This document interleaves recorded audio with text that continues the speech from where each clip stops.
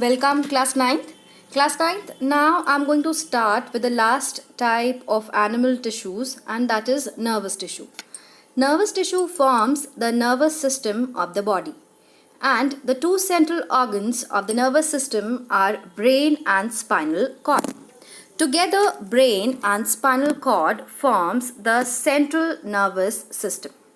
The nerves arising from the brain and the spinal cord forms the peripheral nervous system. So, from this we can conclude that nervous system has two main branches, central nervous system and peripheral nervous system.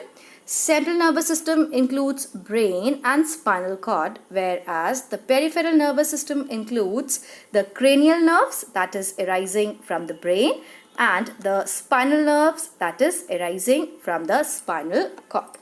So children, you can observe the nervous system in this diagram. The nerves are present throughout the body.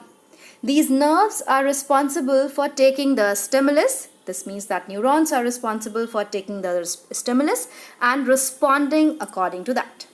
Children, in this diagram, you can observe the unit of nervous system. These are all neurons. So let us study in detail about neurons. Nervous tissue is made up of specialized elongated cells called neurons, and they have glial cells. Glial cells are responsible for providing the support and protection to the neurons. Children, let us study about the neurons. Neurons are like the normal cells. They have various cell organelles like nucleus, mitochondria, Golgi bodies, endoplasmic reticulum. All the organelles are present. But the things which make it different from the other cells, we are going to study that. These neurons have the cytoplasm in between, that is the cell body. This cell body is also called as cyton or perikaryon. The extensions of these cell body are called as dendrites. These dendrites are responsible for taking the stimulus. Children, one extension of cell body is quite long, and that extension is called as axon. That's why we say that in humans the neurons may be up to 1 meter, or in elephants they may be up to 3 meters. Children, now another structure present in the neurons are the Nissls granules. These are the granules present in the cell body, and they are responsible for performing the process of protein synthesis. Because these Nissls granules are actually ribosomes or the pieces of rough endoplasmic reticulum. These axons have Schwann cells in some neurons, or we say that in some neurons axons are surrounded by Schwann cells. These Schwann cells are responsible for the production of myelin sheath. Now, the gaps in between the myelin sheath, these gaps are called as nodes of Ranvier. The ending of neuron is called as axon terminal, and the space present between the two neurons is called as the synapse. Synapse, let me explain you what is a synapse. Suppose this is the axonal end, and this is the next neuron's cyton. These are the dendrites. So this space, this area is called as synapse, which will pass the impulse to the dendrite of the next neuron. Now let us see that how the impulse travels, from which area it travels. As the dendrites receives the impulse, it passes to the cyton, then to the axon, and then to the axonal end, and then to the next neuron via synapse. So children, this was about the structure of neuron. Children, there are two types of neurons, myelinated neuron and non-myelinated neuron. Myelinated neurons are because of the presence of Schwann cells, which are responsible for secreting or for forming myelin sheath. Now, the profit of having a myelin sheath is that the impulse are conducted very rapidly in these types of neurons. Now, how? Children, let us take an example of an axonal membrane like this. Let me change the color of this. I'm going to draw it with the black color. Children, suppose this is an axonal membrane like this, a thick version, and this is the cyton part.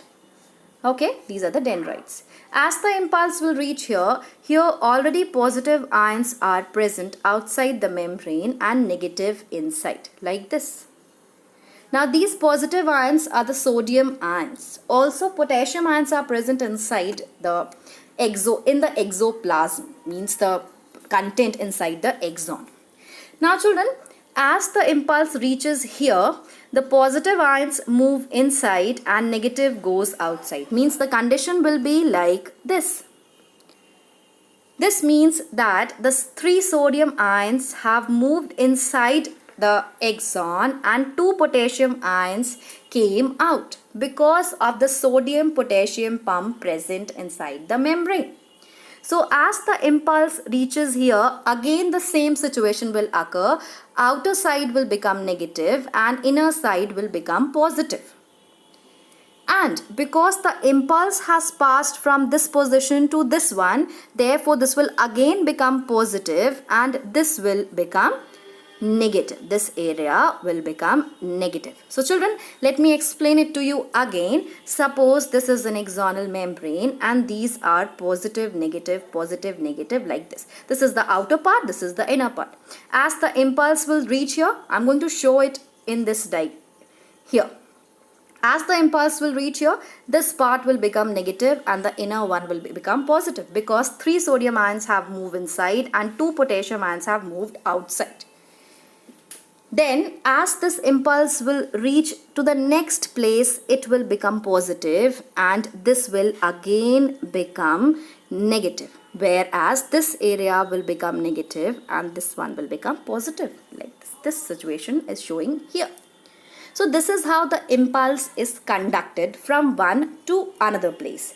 Children, but in myelinated neurons, because of the presence of these Schwann cells or myelin sheath, these are insulated sheaths. Therefore, this will not allow the conduction of impulse from here. Therefore, here the impulse are conducted from these gaps to gaps. This means from nodes to nodes.